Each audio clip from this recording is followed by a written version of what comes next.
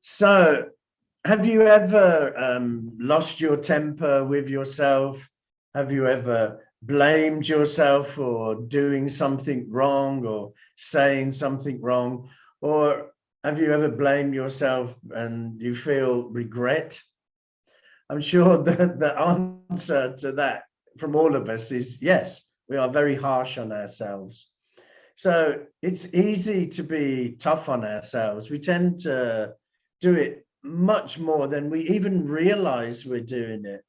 So we have this inner critic talking away, telling us we're not good enough, or there, you've made a mistake, you always do that, you'll never do anything right. We have that in our minds.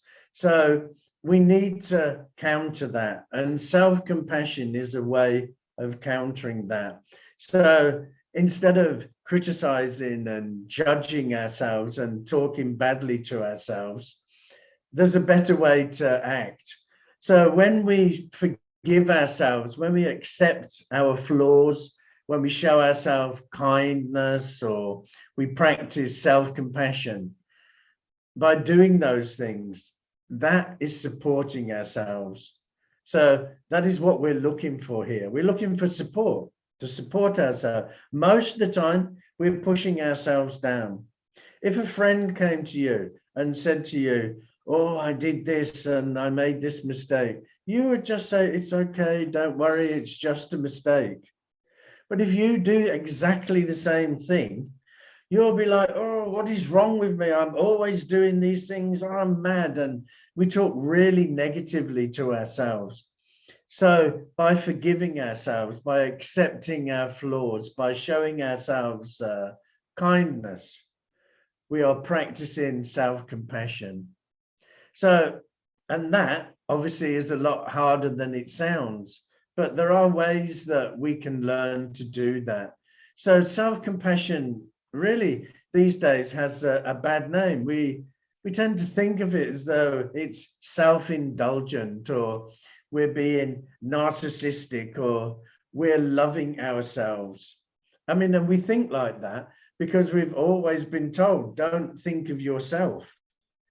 You know, think of others first. I mean, that's the way we've been brought up. And we've been taught that if you just think of yourself, you're being selfish. But actually, none of that is true. We are not being narcissistic. We are not loving ourselves, or we're not being self-indulgent. What we're being is supportive. So it isn't about, oh, look at me, I'm the best person in the world. It isn't like that Donald Trump sort of attitude. We're not wanting that. All we're wanting to do is just support ourselves. So self-compassion isn't about giving yourself anything that you want because you feel bad. Self-compassion entails being warm, understanding towards yourself when you fail or when you feel inadequate. So rather than ignoring our pain or talking to ourselves in a really critical way, self-compassion focuses on the ability to understand ourselves, empathize with ourselves, acknowledge that we are going through something, forgive ourselves, and above all, support ourselves. That is what self-compassion is about. So let me say that again. It's about understanding, empathizing, acknowledging, forgiving, and supporting. That is what self-compassion is about, not narcissism or being self-indulgent. So we need to have a little bit of a mind change here, because we have been brought up, as I say, to think of, when we think of ourselves, we're just being selfish. It isn't anything to do with selfishness. So there are three different aspects here of self-compassion. So one is self-kindness versus self-judgment. So when something goes wrong in our lives, when we react by being really critical to ourselves, when we berate ourselves and say that we're being stupid, or we haven't done this, or we haven't done that.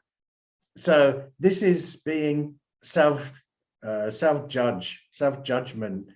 But self-kindness is about responding with an attitude of kindness, of understanding, of warmth towards ourselves. So on one hand, we have that self-kindness, and on the other hand, we have self-judgment. That self-judgment is like that critical voice talking in your head. Self-kindness, when we respond with an attitude of being supportive, kind, and understanding, this is self-compassion. The second aspect of self-compassion is a common humanity versus isolation. So when we feel bad and frustrated, disappointed, then we feel that we're alone and we're isolated with our problems. We believe that nobody else is making these same problems, or if they are, not as frequently as me. So this is the isolation. So what we need to do is recognize the commonality of life's difficulties and struggles. We all struggle. We all have challenges and difficulties in our life. The self-compassion part here, the part that is common humanity, it recognizes that imperfection and failure in all parts of our lives. None of us are perfect.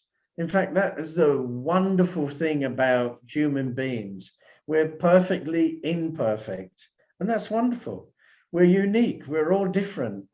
So don't put yourself under a huge amount of pressure. Don't try to be perfect. There is no such thing as perfect. I don't know when anybody invented the word perfect, but really we should take it out of the dictionary, because if you look in the whole of the universe, there is not one thing that you will find that is perfect. Everything comes together through causes and conditions. It lasts for a short period of time, and then it dies or it disintegrates. So nothing is perfect. So when we set ourselves up to try to be perfect, what happens is we fail. And when we fail, that little voice in our head just keeps telling us how useless we are. So the third part of self-compassion is mindfulness versus over-identification. So self-compassion also requires taking a balanced approach between our negative emotions, so that the feelings are not suppressed or exaggerated, which is what we were talking about last week. So this process of the balancing out, the process about relating to personal experiences, to those of us and other people who are suffering. So it's about putting our suffering into a larger perspective. It's not just seeing me. It's having that balance between other people and myself. It's having that common humanity that we're all going through, this commonality. We're all going through these things together. So, as you know, that mindfulness is the state in which you observe your thoughts and feelings. I mean, we went through, and your body sensation, we went through that triangle of awareness. So we look and we observe those thoughts, those emotions, and the body sensations without trying to suppress or deny them. So we can't ignore our pain or feel compassion for it at the same time. We can't do both. So we can't be ignoring our troubles and our challenges and also feel compassion for that at the same time. It's impossible. So mindfulness requires that we're not over-identify with those thoughts and feelings. Remember, I told you before, those thoughts are not you. Those feelings or emotions are not you. So that we shouldn't get caught up in them and swept away by these negative emotions and negative thoughts. So self-compassion is about developing a relationship with yourself, a relationship that is friendly, a relationship that is supportive, is kind, is caring, a relationship that stimulates the positive emotions in your brain and not fixate on those negative emotions. So this is what self-compassion is all about. It's about supporting yourself. It's about looking after yourself. So the more that we support ourselves, the more that we look after ourselves, then the better we're going to be. You know, you keep putting yourself down the whole time, then that's where you're going to be. Remember, most weeks I'm telling you that the brain likes patterns. And if you are saying to yourself, you're allowing this little voice in your head to say to yourself, you are no good. And all the time it's telling you, you're no good. You'll never be any good. You're always making mistakes. You're rubbish. If you're always doing that, if you're always talking to yourself like that, that is how you're going to become. Remember, first we have the thought and then we have the action. Whatever you're thinking, you're going to become. So by talking negatively to yourself, that is what you're going to become. So we need to counter that. And we counter that by talking in a more calm, a more supportive and relaxed way. So instead of saying to yourself, oh, you've made another mistake, we can say to ourselves, you know, okay, it's just a mistake. I've learned the lesson. I won't do that again. You can say to yourself that, you know, I'm not perfect. I'm a human. I will make mistakes. We can get through this. So all of those things, all of those kind words that you would say to a friend, you would say that to a friend. So you need to be saying exactly what you say to your friends, to yourself. It is no good criticizing yourself the whole time. It is no good putting yourself down the whole time, being negative with yourself, because there is nothing good that's going to come out of that. You're going to become a victim. You're going to feel sorry for yourself. You're not going to be able to achieve anything. You'll lower your self-worth.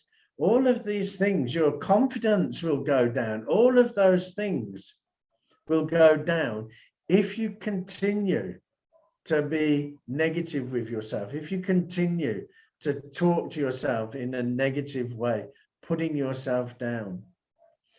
And it's just a simple twist. Turn it upside down. Now, be positive with yourself. Support yourself. Be kind to yourself. You know, the more that you support yourself, the more confidence you're going to have to try again. How can you try again when you keep saying you're rubbish, you'll never do it, you're rubbish, you'll never do it? We can't. But if we're saying to ourselves, it was just a mistake. I've learned from that mistake. We can try again.